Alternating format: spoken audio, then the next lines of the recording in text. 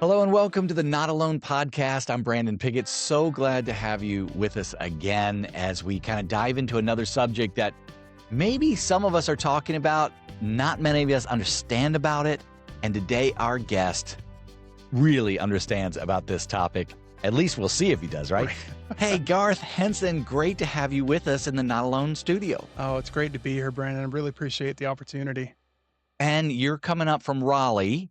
So thanks for being here in person. Yes, sir. And why Lynchburg? Why? Because you came up today, probably whether you're going to have the podcast or not. Yeah. So one thing, my daughter's here at Liberty for school, and she's wrapping up. And any excuse I've got to come up and see her, I like to do it. And I've got a few meetings on campus this afternoon as well. So it was nice to be able to see you guys in person and make a day of it. This is great. I'm so glad. And tell us a little bit about your background because it's really varied. It is. And I'll try not to take up too much time, but I feel like I've got to start with, I actually grew up on the mission field. My parents moved to Guam when I was 5. And so I grew up in a Christian home, and my entire life kind of being around ministry and active in different ways. And I had an interest in technology, but didn't have a whole lot of exposure. And then the Lord has a way of kind of shaking you up and directing different things. And I was planning to go to school for veterinary medicine. Oh, And wow. I was working at a vet's office in my sophomore year of high school, and I developed pretty severe allergies. And so he closed that door pretty quickly, and I didn't have a lot to lean back on. And so I actually went to Bob Jones University. I moved back from my senior year of high school, was at school, and declared a Bible major. It was the only thing I could think of that was not going to be wasted because I didn't have direction. And so at the time, my uncle, who was one of the heads at the IT department at Clemson University, actually kind of mentored me, took me under his wing, and said, "I think you're wired this way. Let me show you some things." And I started to get into programming and specifically web focused. And yeah, the Lord kind of just opened an interest and an ability there.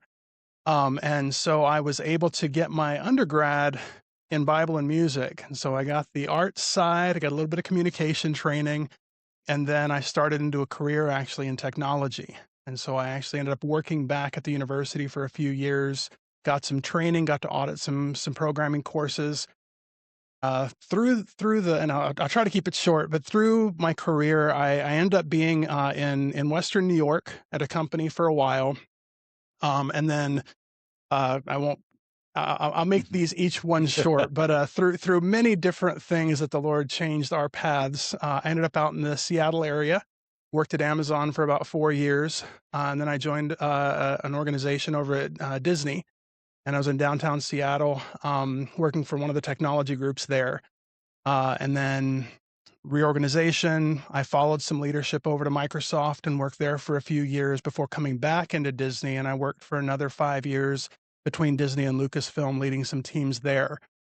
And then, to be completely honest, the Lord kind of got me to a point where I don't recall the trigger, but there was something where I was sitting with my wife, and I think it was when I was working on supporting the teams that were bringing Disney Plus and Hulu together on the platform.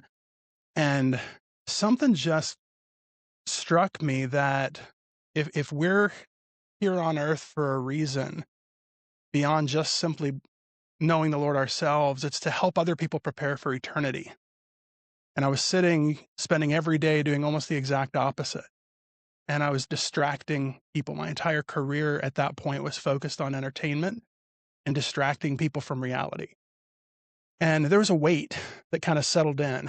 And it took a few years, but over the next few years, I made a big pivot, and through, again, no direct choice of my own, but the Lord saw fit to, in 2023, I was part of the massive layoffs from the Disney company.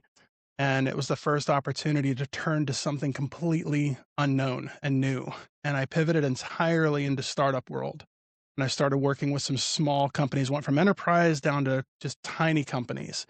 And I started working an advisory role. When AI started up, we started exploring very, very heavily into what does it mean? How does it work? What does it do?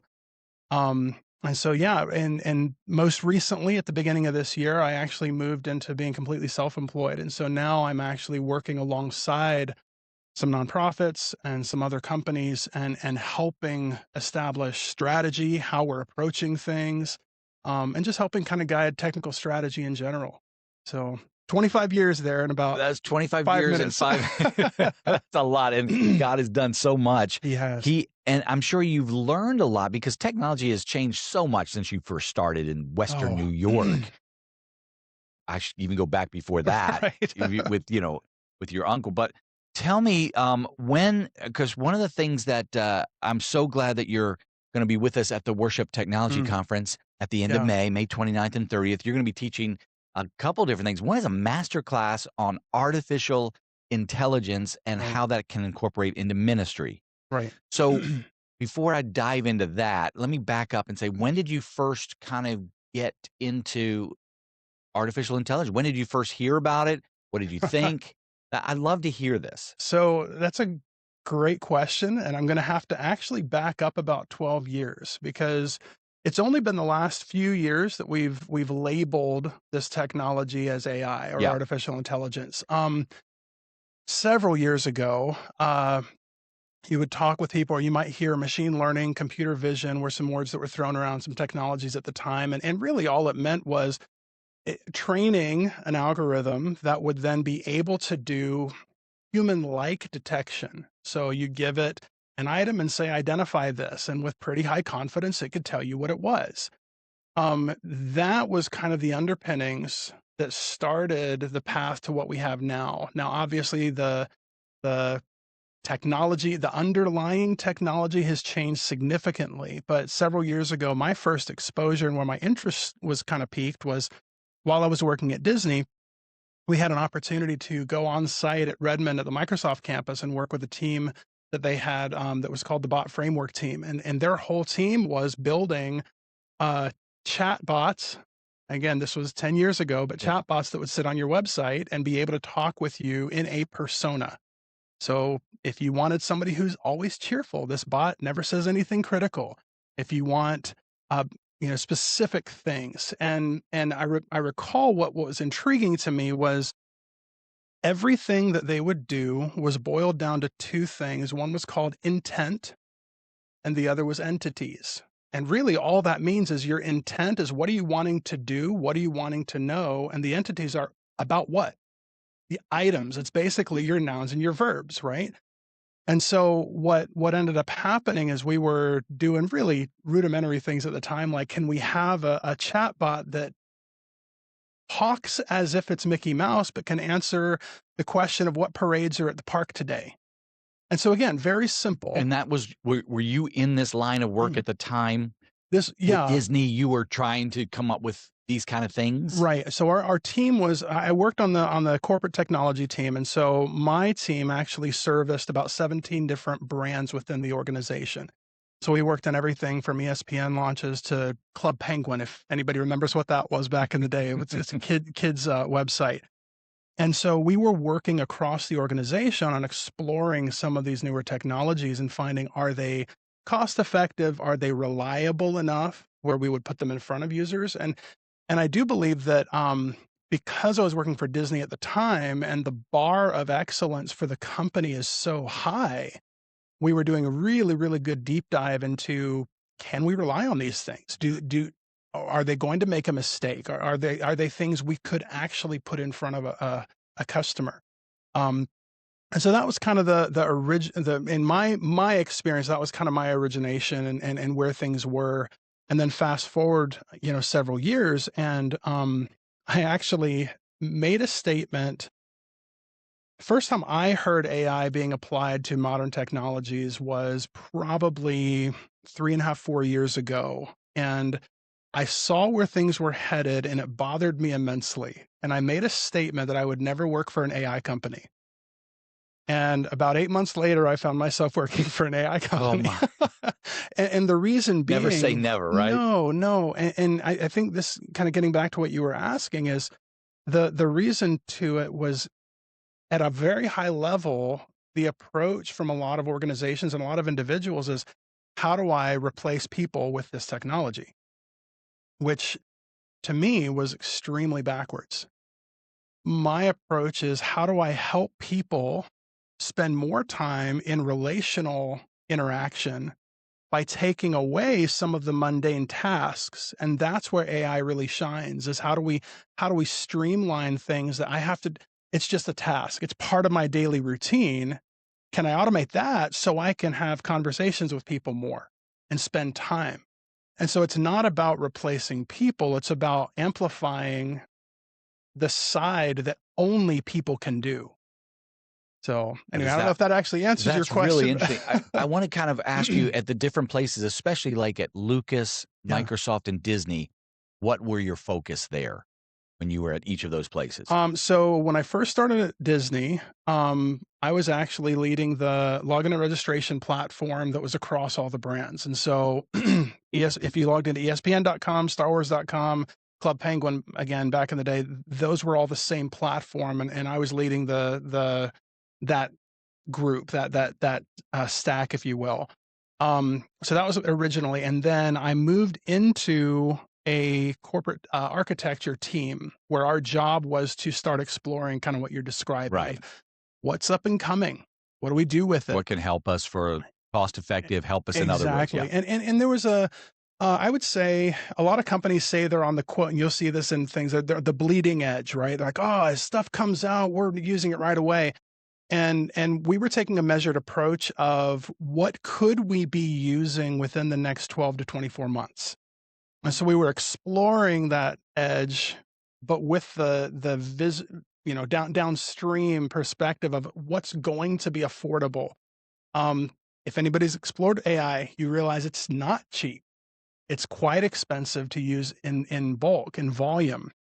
And so it's things like that. Like, when does it become cost effective? How do we start exploring those? Um, when I went to Microsoft, I was working with a team where our responsibility was actually governing international data centers. And so I worked in that group for a bit. I was there, I want to say I was there 2.5, 3 years, and then moved back into Disney. And when I was asked to come back, uh, it was on the streaming side, and Disney Plus had just finished the larger portion acquisition of Hulu, Yeah. and they were starting the project to bring the platforms together.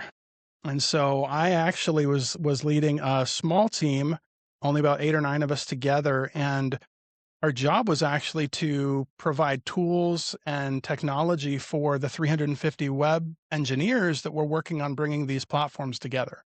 And so that's what I was doing. And then again, to your point, fast forward just a little bit further, we got that team pretty well established, took a couple of years. And then I was asked to come across and actually hire some people to amplify a team at Lucasfilm. I'll give you just a little enterprise breakdown. So Okay. Lucasfilm sits alongside an organization called ILM, Industrial Light and Magic. Yeah. Most people have heard of that. Oh, yeah. You've also heard of Skywalker Sound. Just so happens my son loves there's like a little documentary Yes. on that. Yes. That So, was a good one. and I have to say I liked it too. So No, that's great. Well, the three organizations, Lucasfilm is properly a subsidiary of Walt Disney Company now. LM and Skywalker Sound were intentionally split out as individual entities because they service organizations outside the company. They work with Sony and they work with Paramount and Oh, they yeah. work with other, they provide post-processing and editing. And so there's a small team, about 75 people, that sits on the intersection of those three companies between Lucasfilm, Industrial Light and Magic, and Skywalker Sound. It's called the Advanced Development Group. And that was the team I was asked to join and start working in an area of essentially, without getting too complex, my job was to come up with a way to share data between the organizations and Disney in a way where each organization could still maintain control of what was theirs and only share what was necessary, specifically around the realm of we were working to get interactive content into the set-top Disney Plus app. So you could, instead of just sitting back and watching, the idea was you could actually play a game right on your TV and interact with it. And so that was the group that I was with there for a little while. It sounds like you were like trying to be a pioneer. Like your group is pioneering new things, looking on the horizon. Yeah. Tell me if I'm wrong here. You're looking on the horizon. You're saying, okay, is this going to work? Let's dive in. Let's test this before we roll it out to the masses. We've got to find out all of the bugs in here, or if it even works. Yeah. So you're always out there scouring your team to see what can work for these three, and then obviously for beyond that. Is that No, that's right? exactly it. When I was at Disney, we actually formed a new team called the Emerging Technologies team. And that was our charter, was to look 12 to 24 months down the road and look at what is happening today that we want to advise or influence the organization to adopt within the next 12 to 24 Yeah. months. So that's exactly it. So just like a preacher would say, well, that is all my setup for the message. All of this is the introduction. Well, that was the introduction for what we're about ready to talk to, because you have been out there. You have been looking, you've been scouring on behalf of all these companies, but now we're talking about ministries. Mm. And as I talk to pastors and church leaders and church staff, and whether it's at a worship technology conference or whether it's just they call me up and they say, Brandon, help us understand. And then I have to turn to guys like you and say, hold on, let me get back with you. I've got to call Garth. Sure. So Garth, help us understand and this is a big question. Maybe we can just narrow it down a little bit. Yeah. What is out there, not 24 months, but what's out there now that churches can say, you know what, we can't live in fear of this. We serve the creator of the universe. All good things and perfect gifts comes down from the Father of lights. We can use these gifts to help spread the gospel, to disciple. So Garth, help us understand what's out there now that you feel in your experience. Man. And that's a big question. It is. It is. But I mean, I know we have all these things like ChatGPT and Claude and Gemini and all these things. But is that really what we can use, or is there something that we're not even thinking of? Oh man, how long do we have? You have 5 minutes. I love this question. This is actually one of the major things we're going to talk about in the breakout session as well. Oh, good. I like a tease. Yeah, to sign up right now. Right. I'm going to have to do my best not to give too much away. Right. But, no, I think one of the things we've got to do, and you touched on it both in your question earlier and in what you just said, is technology changes so rapidly. I used to tell people that if you're getting a computer science degree in a university, by the time you're out, what you've been taught is about 2 years behind. Oh, man. Not necessarily a problem, but you got to be aware of that. Right. AI in the last 3 years has taken that, what I would have said a 2-year cycle, 2-year window of turnover in technology. And so what would have been potentially 8 years, 8 to 10 years maybe of technical growth and platform changes, we've seen in 2 years. And so we've seen 4 or 5 entire cycles because of this technology. And I think where we can find ourselves very quickly is fear. Right. Because of that, it's like, well, I can't even keep track. What's happening? For so many decades, things had stayed pretty static. And then I'm going to go back to my childhood. It seemed like the 70, 80s, something around there, technology started changing, and it's speeding up and speeding up. So so I'm going to really age myself. So I remember when my grandmother and my granddad got a microwave, and that was like, whoa, but they got it, but I don't even know if they really wanted to use it. Yeah. But they got it. And then all of a sudden, then it become part. Now we can't imagine life without it. So here we are. There are, I think now, from what I'm kind of getting the lay of the land, there are still people who are fearful of AI. Yeah. But more and more want to start trying it and start seeing how we can use it in ministry in a responsible way. Yeah. So theologically and not giving up your calling to, to turn that over to AI, but how can we use it and what's out there that pastors can use? Oh, great. I feel like, not to divert the question whatsoever, but I do feel like we need to take one step back and we need to acknowledge AI is technology. because of the way it's been presented, it feels more human in nature because we chat with it. We ask it questions and it answers. Mm-hmm. It feels almost sentient. It's not. And I think one of the biggest things and a reality check we have to just establish is it's just a technology. How it is used can be evil or good. Yeah. And you mentioned aging yourself a little bit. I'm old enough where I remember when we were first having battles with churches about, do we even use the internet? Do we put a website out there? And I remember fighting a battle for probably my first 5 or 6 years of my career of sitting with church leaders and saying the demographic at the time was saying between 25 and 35, the majority of them, the first place they go when they make a move or do something is to the internet, and they do a search. And I think at the time I was saying they go to Yahoo or something like that. And we had an entire battle of, this is a technology. It is not inherently evil. It is used for lots of evil, but the technology can be used for good. And so I think that is one of the kind of pivotal moments we're having with ministry now is it's like, okay, we recognize and we see some of the bad that's coming out of it. We see some of the things that are happening.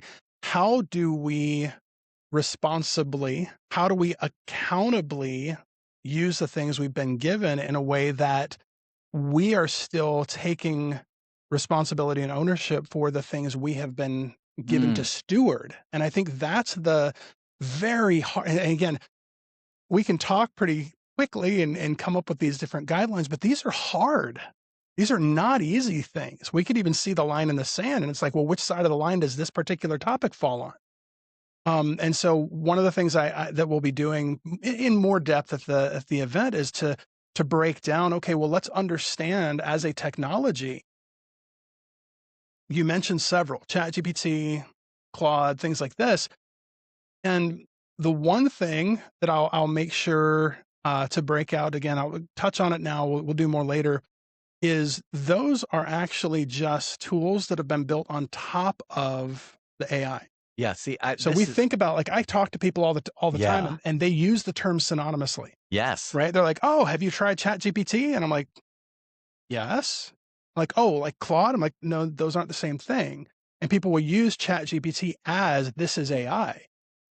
And one of the things we'll do is take a step back and say, well, let's understand there are two parts of AI as it's been presented. One, you'll hear people talk about the large language models. That's the brain. That's where the information resides. What sits in front of it is that chat interface. It's how are you interacting with the brain? Oh, yeah. And so we kind of break that apart a little bit. Yeah. So when you went back and you said really probably should be called computer learning rather than artificial intelligence. And it was like Yeah. the original algorithms and things, it was machine learning. And yeah, And it continues to. right.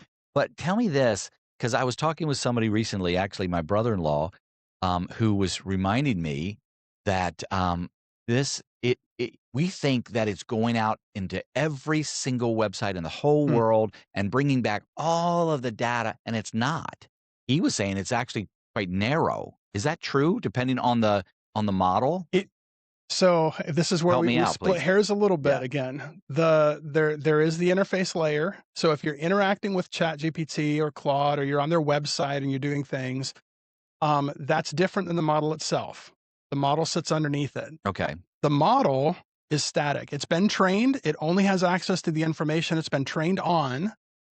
And the model itself can do no self-learning. Oh, okay. What happens is the interfaces in front of it have access to the internet.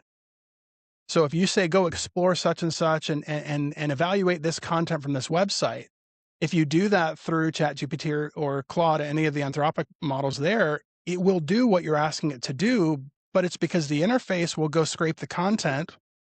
And then in addition to the question you asked, it will take all the content of the website you pointed it to, and it will package it all together in one prompt or one message down to the model. Now the model has all of the information available to do some evaluation on, but it can only evaluate based on its training data set. And so again, it is a little bit fuzzy if you don't understand the distinction between the model can only make evaluations. I'm trying to choose my words carefully because it's not deterministic, Yeah, right. but it can only make evaluations based on its training set. This is why you have new versions regularly coming out. Anthropic Claude just released Opus 4.7, I believe we're on now, just in the last couple of weeks. Well, only a month and a half ago, 4.6 came out. And this is because they're continuously training the models on more and more data.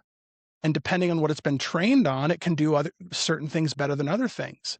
And so again, not to get too technical, Yeah. but when people come to me and say, well, which of the providers should I use for this particular task? My answer is, well, yes, because if you want to evaluate something and you just wanted to, let's say I have a document that it's 150 pages long and I want a 2-page summary. Personally, I use 2 different models in combination for that. I'll go to ChatGPT and use their lightweight analysis model, and that does an extremely good job at distilling information and summarizing. It does a very, very poor job of creating human speech. And so I'll take the results from that, then I'll go over to one of the Claude models because those seem to excel at human communication better. Now, by itself, it wouldn't be able to analyze my document as well. So I'll take the analysis from one, but then I'll go into the other and say, now I want you to summarize this document or rewrite this document in a form I can digest more easily. Nice. And by using those together, I actually get the best result for my use case. So again, there isn't a one size fits all. I think the way I try to explain to people is a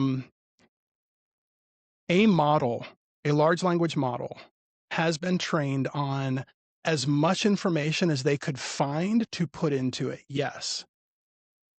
But it can only answer as accurately as the information in the prompt has narrowed the data. Right. I'll give you one of the examples we'll use in the breakout session, but you'll hear people talk about AI as very, very good at prediction. Now, this isn't weird like prophecy. What they mean by prediction is what's the next thing coming. And what I mean by that is if I go into a room and I say, okay, everybody, once upon a blank, time. Almost everybody's going to say time. But if I went into the room and I said, you know what, there is a company that's an organic foods company started by Jennifer Garner called Once Upon a Blank. Well, those who know are going to say, oh, farm.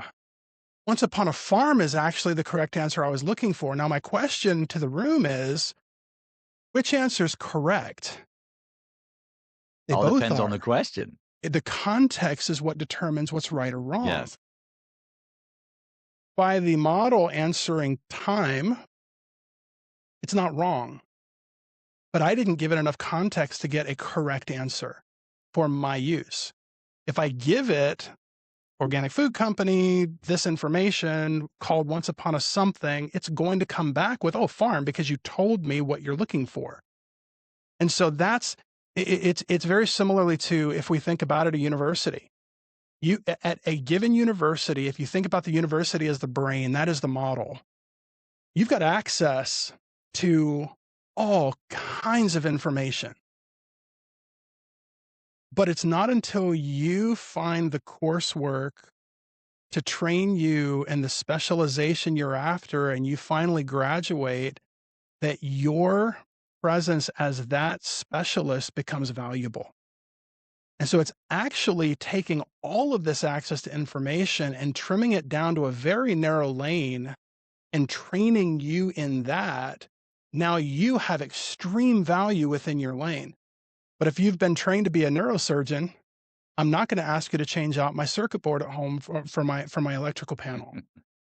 I would not even trust you to do that. Does that mean you're not intelligent? Not at all. But your specialization is in one field. And so what I'm discovering and what I'm encouraging a lot of organizations, and in this case ministries, to do is don't think about how do I use this massive brain. Think about, okay, are there narrow specializations that we can tune it to be able to do very small, narrow things extremely well? The answer is yes. One of the things that the workshop will actually be looking at together is one thing I've done for a couple ministries is, if you have a public email inbox, this is probably even more so for like nonprofits than for churches directly, but if you get several hundred emails a day, I guarantee you that scattered through that email inbox are some very high priority critical emails. It could be somebody struggling with suicide. It could be any, and those you don't want to miss. But you've got to read every single one of those emails, and you've got to crawl through the ones that are, sure, maybe it's a, hey, great message on Sunday, which is good. That's encouraging. But I would argue the criticality of responding to that is lower than somebody who's legitimately having life struggles. Yeah. It's not that either one is less important, but the priority, the criticality is different. And so what we've done is we've built a filter, if you will, where every message that comes into that public folder gets run through a model. And the instructions to the model are, you are not making a judgment call. What you're doing is, here are my 10 classifications. I just want you to tag emails with the classifications that apply to the content in this email. Why? Because then I go to my inbox and I sort based on the classifications, highest criticality, lowest criticality. And now I can at least have a little more confidence that I'm addressing the right things first. Again, does not reduce the complexity or the importance of things. Right. But it's a way to give me visibility to make my decision faster and more accurately. I think that's the key, is that how do we leverage the tools not to take decision-making away ever? And that's my hard line in the sand, is I am not trusting AI to make decisions on my behalf, but it's actually a lot better at reading a 150-page document than I am. It remembers more. And so to distill that and let me read a 3-page summary, I can make decisions faster and more accurately than I could if I had to ingest that entire document myself. Yeah. So again, I know I just kind of brain dumped for a little bit, but there's a lot to consider there. And you are actually now, you're creating, what are they called? Is it you're creating a GPT? Like, what is that you're creating for ministries? What's it called? I don't know exactly what you would like. For me, it's an AI application. Okay. Because it's not, a GPT also has the mentality that it's an interaction point. It's a chat interface. We do some of those too. We'll do specific GPTs that are trained on doctrinal statements and theological boundaries and things like that. And again, this is one of those touchy areas. It is. But if you have the right boundaries set, it can actually do some pretty incredible things to help start fielding, hey, did I say anything in this outline that is outside of the theological boundaries I've already set for myself? Because what is it good at? It's good at finding patterns. And so it will actually be able to help review sermon notes and things like that. Well, for example, a pastor may want to use an illustration from somebody, but they don't know the background. And I've heard this where they'll pull a quote from somebody that is, man, I love this quote. And they pull it in, and then they didn't realize that this person has theological, they don't have the theological boundaries. And so they're using somebody that they wouldn't espouse. And so they wouldn't have known that. But there's a way to actually check, does this person have this, right? There is. And I would, again, one step before that even, that I've actually had to talk to a few friends of mine about, is they've gone to some of these chat interfaces to generate sermon illustrations. And the problem I have here is now we have completely made up things that sound great and they bring an emotional, response, but they're not true. Oh my goodness. So a pastor will go, "Hey, look, here's my sermon outline or here's my topic, Yep. and I need uh some illustrations about this topic." And it Yeah. brings you back, but they're not true. Right. Oh my. And so that's one of the things is that, and again, another thing we'll cover a little bit more in the session is that the AI, it is a computer and it's going to do what you ask it to do. If I tell it to give me a story about Sarah, it's going to make up a story about Sarah and it's going to be very confident about its story. I could give it, I don't know, you could come up with different questions and you could even ask about, or you could instruct it to do something. And if it doesn't have accurate information in its data set, it's still going to generate content. You'll hear the term hallucination. That's what this is. When people are using AI and they talk about, oh, it's hallucinating. That's exactly what they're talking about, is it reaches the bounds of what it actually has access to.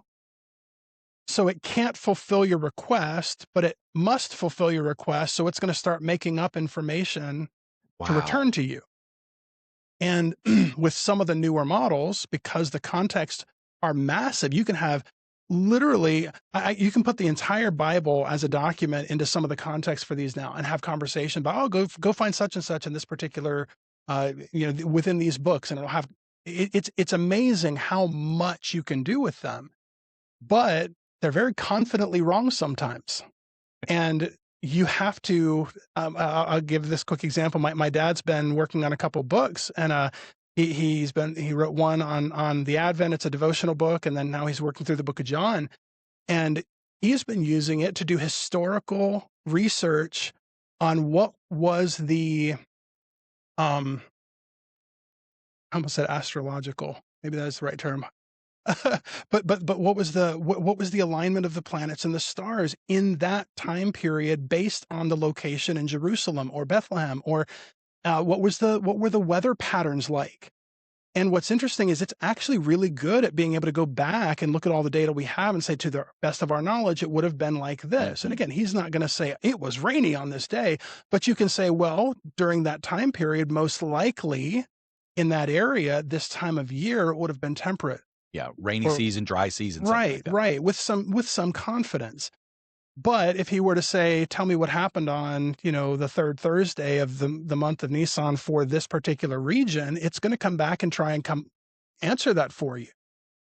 Humanly, hopefully, we're going to say, I don't know. AI is not. AI is going to confidently answer because you said, do something for me. And it says, okay, I'm going to do this for you, whether I have it or not. Right. I'm going to, and some of them scary. Will start to tell you, you're reaching the limits of my knowledge, and it will try and do some type of conceding. But here's an example of that.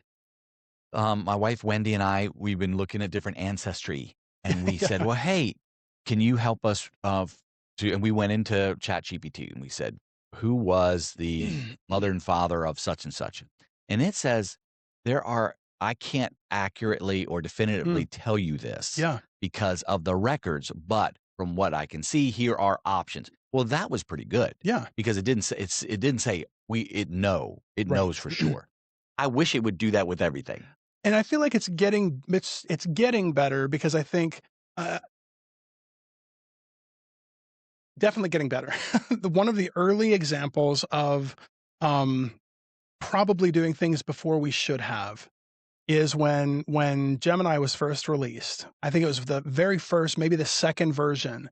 There are screenshots that are floating around where people were doing Google searches, and there was a screenshot, I've got it on one of the talks that I did, where somebody had asked, what should I do about depression?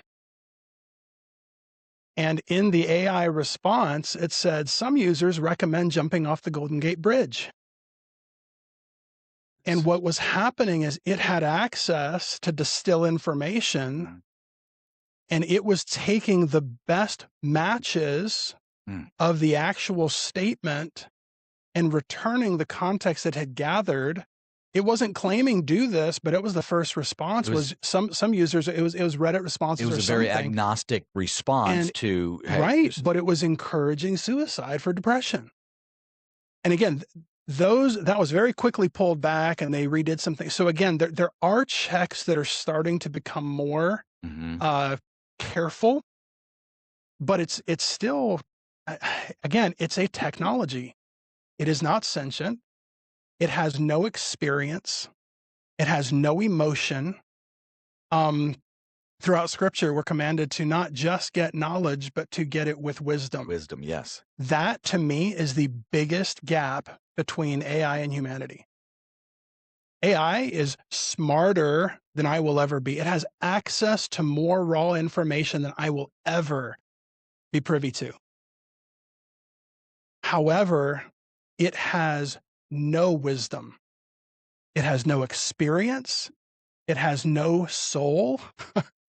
And so the entire anything maybe this goes full circle back to your question is one of the biggest challenges I would give ministry leaders is discern the thing you're looking at. Does it require wisdom, or is it a fact check? Mm. Is it simply a knowledge thing? Example, I've been leading worship for 20 years with my wife at different churches as we moved around the country, and I would have loved to have AI years ago when I was trying to schedule, multiple different groups and our choir schedule and our concerts coming up and all these different things.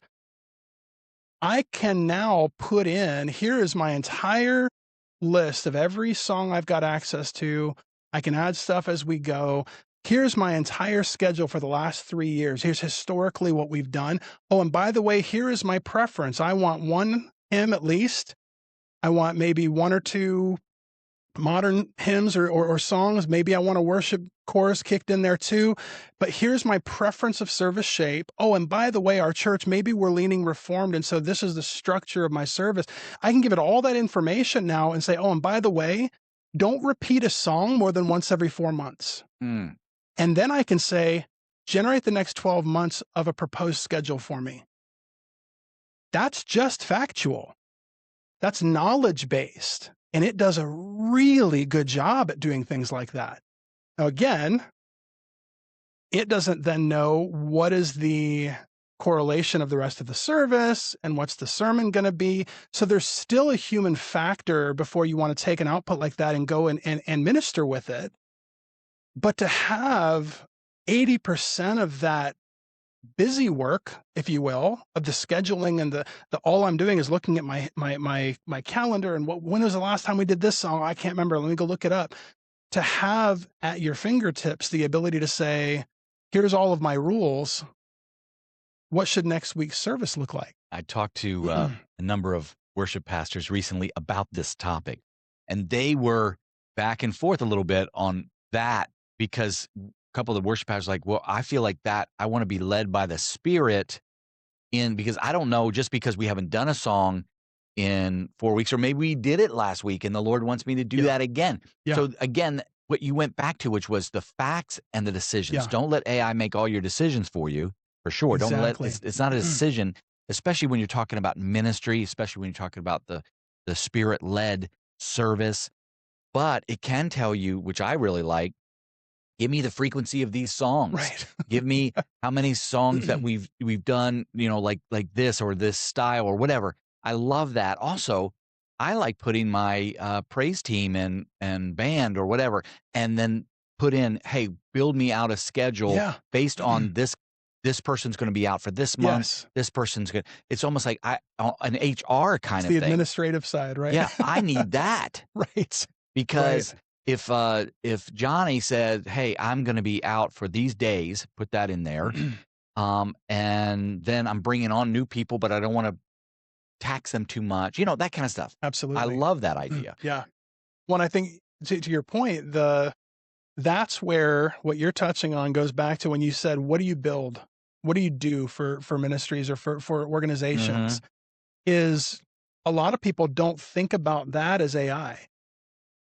Because what do you have? Well, you have a form and you send it to all of your worship team members and you say, hey, can you just fill out what your vacation is going to look like for the next 6 months? That's the kind of thing we've seen in the web since late 90s. No different. But what we will do is exactly what you just described. Is behind the scenes, we'll say, okay, I don't want to have to do the footwork of doing all of these calculations on the fly. Can we just have access to one of these large language models that knows how to do scheduling well and say, okay, here's the schedule, just make it line up. And so taking a layer under the hood, that's one of the other things where I am back and forth, and I've so far I've settled on the line of I am not yet comfortable in a ministry setting having, in business we'd say customer facing, but visitor facing AI interaction. I personally, this is a conviction thing that I'm not going to tell anybody they're doing wrong. I personally cannot, in good conscience, put a chat bot on my church website, an AI-driven chat bot, because I've seen them fail too many times. And in that one instance where it does fail, is it worth the relational connection with a visitor, a member, whoever it is? Is it worth it to say, cool, we got a chat bot? And that's where, again, what we'll do, I have for myself kind of built this as 6 pillars. It's a philosophy of how I approach technology in general. We've kind of done the whole gamut in this conversation already. Is you've got fearful, I don't want to do it. And then you've got the other extreme, which is, oh, this is so cool, put it everywhere. And what's interesting is if you study through scripture and you actually look at it, there are examples of times where the Lord actually blesses those who use technology well. You have things like Noah and the ark, where he's commanded to build a structure that was unlike anything seen to that day. But I learned something as I was preparing for this conference that I had not actually seen before, is that if I mention King Uriah, most people associate him with Daniel in the year that King Uriah died. And it's like, okay, but did you know that during his reign, we have a little bit in Chronicles about, very little, but we have some about his reign. But one of the interesting verses, I think, is one verse that talks about essentially siege engines that he had built with skilled craftsmen that were sitting on the corners of the walls in Jerusalem that essentially could hurl boulders. I read that and went, wait a minute, this was 350 BC. This is Jerusalem we're talking about. And this is like cutting edge technology that, in the same breath of he was blessed of the Lord, it's talking about the skilled craftsmen he brought together to use technology to defend the city. And again, it was just one of those moments where I went, aha, the Lord is not anti-technology. He's given us the ability to do it, but we've also been given very clear responsibility and accountability that we have to balance. And I think that's where the hardest part of this conversation comes. It's a lot easier to answer in a business world. Yes. Because the mistakes are quantifiable with money. We're talking about dealing with people's lives and their souls. That means for me personally, the line is way back here somewhere of what I'm willing to do. And so I give that little bit of context, because a lot of people are like, oh, you're just AI. I'm like, no. I'm actually very, very cautious of what I'll do. But I've reached a point where I don't believe it's anymore a fearful thing, or should we? It's no, how do we use it? So I'm going to hit pause right here. We're not stopping this conversation. We're going to hit pause. And the reason being is because Garth is going to be with us for 2 days in May 29th and 30th at Liberty University in Lynchburg, Virginia. And he is going to have a masterclass starting at 1 o'clock on that Friday. And it's called From Prompts to Power Tools, AI for Ministry Leaders. You have got to be there. And the way to do that is go to worshiptechnology.net and go on and register right now. And then he's going to have a breakout or two on Saturday. He's going to be with us. It's going to be an amazing time. By the way, those master classes, I don't know if you saw them, Garth, but we've got incredible master classes that day from some of the country's best. It's amazing. I was definitely a little daunted to look at those. I'm going to be alongside of. So, So we've got, if you're looking for project management, Bobby Puffenberg is going to be there. Building trust with your team and congregation, Cliff Lambert. Free Your Natural Voice, Andy Christmas. And Planning to Presence, we've got LJ Mitchell there. And so you can go through all of these. Charles Billingsley is going to be talking about the balanced worship leader, a pro presenter masterclass. I could take that one right now. And then also a deep dive into church audio with Drew Hester. So we've got 8 of these masterclasses just on Friday. We've got a worship leader, and even, I don't want to say technology leaders, come on to this dinner, bring your spouse for that Friday night, and then all day on Saturday. Well, Garth, as we wrap up here, I know we've gone through a lot of different things over the last 50 minutes or so. just scratch the surface. Just scratch the surface. But what can you leave us with? Just some encouragement as we look ahead here. Well, I think that I'll reiterate a couple of the things that we've said, because to me, those are the core things are, number one, acknowledging that the Lord has given us an opportunity to live during this time. We have a ability to reach people in a way we have never had before in history. The footprint that we can have in people's lives. And I think the where I would leave the biggest challenge and encouragement is that can only ever be a personal thing. Because if you think about, our job is to bring them so that they can have a personal relationship with Jesus. Technology, no matter how far it goes, can never replace, we're the only Jesus some people are going to see. That can absolutely never be replaced with technology. And I think that would be my biggest encouragement is let's find ways to kind of be able to start setting aside some of the, maybe tactical is the wrong word, but some of the routine tasks, so that we can actually focus on those relationships and really, really try to draw people closer to the Lord. Oh, it's a great way to end it. Thank you so much for being here. Yes, sir. Thanks for having me. It's going to be good to see you here in about a month or so. Yes, sir. And of course, we'll see you. Go to worshiptechnology.net, sign up today, and we can't wait to see you there. And of course, thank you so much for your ministry and what you do for our Lord and Savior Jesus Christ. We'll talk to you soon on the Not Alone podcast.